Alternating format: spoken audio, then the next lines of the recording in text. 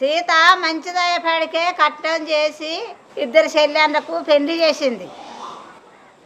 కట్నం గురించి మీరు బాధపడకుండ్రి. రాము కూడా చాలా మంచోడు. రాము కూడా కష్టం చేసి వాళ్ళిద్దరు అక్కలకు పెళ్లి చేసిండు. వాళ్ళిద్దరూ మంచోళ్ళయ్యేపాటికే ఆ దేవుడు మెచ్చి వాళ్ళిద్దరిని కలుపుతాండు. మనం కూడా వాళ్ళిద్దరికి పెళ్లి అయ్యేటట్టు చేద్దాం.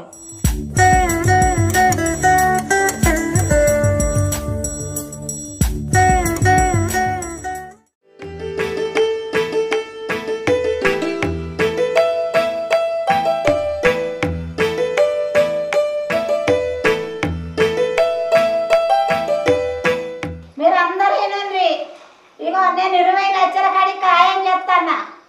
మరి బంగారం ఏం పెడతారు? 20 లక్షల కట్నం ఇచ్చినాక ఇంకా బంగారం పెట్టుడైంది, అన్ని అల్లనే. అట్లా ఎట్లుంటది? నువ్వు తీసుకోలేదా బంగారం?